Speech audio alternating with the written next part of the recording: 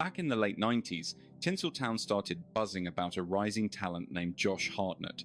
He hit the big screen in 1998 with a role in Halloween H20, delivering a solid performance before starring in The Virgin Suicides the following year. With just a handful of credits, he exploded into a massive teen idol and a total household name. In record time, hits like The Faculty, Pearl Harbor, and Black Hawk Down stacked up, making studio executives very happy.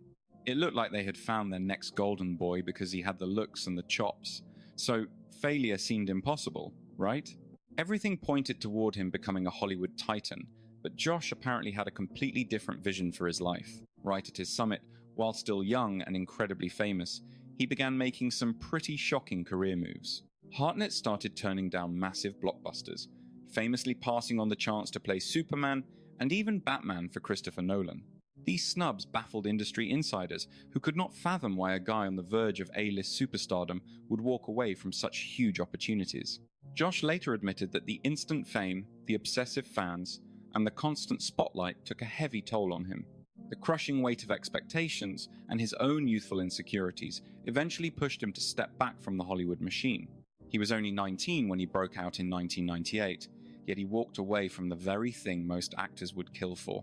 Instead of chasing the spotlight, he craved a simpler life, far from the chaos of the city where he grew up in Minneapolis. He moved to New York to study theater for a bit, but it was not long before he headed to Los Angeles to try his luck with auditions.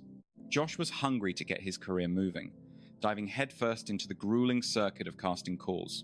At 18, he landed his big break within weeks, starring in the 1998 sci-fi horror flick The Faculty, where students fight off alien teachers. His role in a 1999 drama about 5 sisters under their parents' thumb solidified his status as a heartthrob and the industry's most promising newcomer. Things got even bigger in 2001 when his performance in Ridley Scott's Black Hawk Down earned him massive critical acclaim.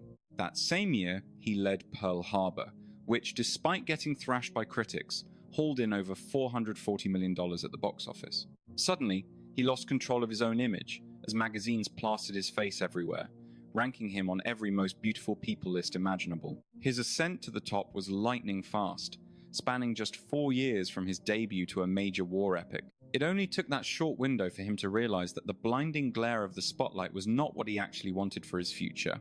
He felt deeply uneasy watching the media turn him into a shallow product, rather than a real person. Tabloids constantly ran stories about him that were filled with blatant lies and total fabrication. Being famous so young made it impossible for him to tell who actually liked him versus who just wanted to use him. Things eventually took a dark turn as obsessive fans began stalking him in some pretty terrifying ways. He once recounted a chilling incident where an armed man showed up at a premiere claiming to be his biological father. Luckily, the man was caught before reaching him, but that scary moment destroyed any love Josh had left for the movie business. Deciding he had had enough, he hit the brakes on his career and retreated to his hometown of Minneapolis. While pondering his next move, he started turning down roles that almost any other actor would have died for. During this hiatus, he famously rejected a multi-million-dollar offer to wear the Superman cape. Josh was terrified of being pigeonholed into a single role, or getting trapped in a massive multi-picture contract. He also had a shot at playing the Dark Knight in Batman Begins, but walked away after sitting down with Christopher Nolan.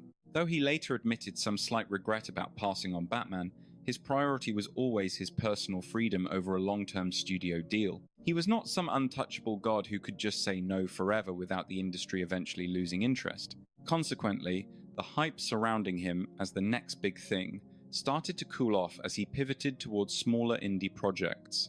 He chose films like 40 Days and 40 Nights in 2002, followed by Hollywood Homicide and the thriller Wicker Park. He kept moving down the indie path with Mozart and The Whale, prioritizing artistic curiosity over big studio paychecks. However, these unconventional choices started to sour his reputation within the cutthroat world of Hollywood. You cannot exactly reject the roles of a lifetime and expect the big studios to keep welcoming you with open arms. Soon enough, the industry began labeling him as ungrateful or just plain difficult to work with. By the early 2000s, the narrative was that he was a wasted talent who never quite reached the heights he was destined for. Regardless of the gossip, Josh was at peace with his decision and continued to carve out his own unique journey.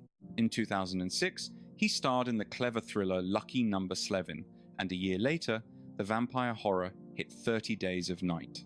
During this period of staying out of the limelight, making the choice to walk away from major studios on his own terms, he relocated to England to build a quiet, private life with his family, far from the Hollywood limelight which, in hindsight, was always his true endgame.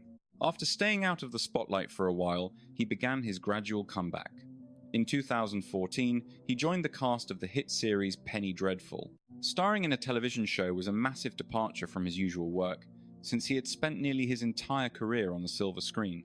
Filmed mostly across the pond, Penny Dreadful is a gothic horror story set in Victorian-era London, where vampires, demons, and legendary monsters all cross paths in the same dark universe. He later teamed up with Guy Ritchie for the film Wrath of Man. It was an experience he personally described as one of the definitive highlights of his professional life. That movie marked his official return to the world of big-budget commercial cinema. He partnered with Guy Ritchie once more in 2023 for the film Operation Fortune. He also delivered a haunting performance in the third episode of Black Mirror's sixth season, playing an astronaut on a long-haul mission who uses advanced tech to inhabit an artificial body back on Earth. The episode became one of the most talked-about chapters of Season 6, ending on a truly disturbing note that stayed true to the show's dark roots. The chance to work with Christopher Nolan came knocking again, and this time, he made sure to seize the opportunity. In the film Oppenheimer, Josh Hartnett takes on the role of physicist Ernest Lawrence, fully cementing his return to prestigious Hollywood filmmaking. He stars in the thriller Trap, playing a father who appears to lead a perfectly normal life while secretly operating as a notorious serial killer known as the Butcher. The film gives us a look through the villain's eyes, a rare storytelling choice since we don't usually follow an antagonist's every move so closely. Also in 2024, he took the lead in Fight or Flight, a smaller-scale project released straight to streaming where he plays an agent tasked with escorting a dangerous criminal on a plane.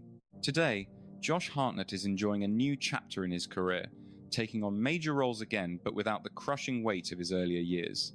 Back when he was a young heartthrob and Hollywood's next big thing, the pressure was intense. Now he is much more selective about the projects he accepts. With a wife and children now, he has no intention of trading the peaceful lifestyle he worked so hard to achieve. Now 47 and much more grounded, he insists that he never had any interest in chasing fame just for the sake of celebrity status. To Josh, trying to stay at the top of the Hollywood hierarchy forever is a path toward burnout and misery. His focus today, just as it was back then, is finding harmony between his craft and his family life. Even though he had the raw potential to be one of the biggest movie stars of his generation, Josh Hartnett knew from a young age that it wasn't the life for him. He made his own path, he's doing great, and he clearly doesn't regret his choices.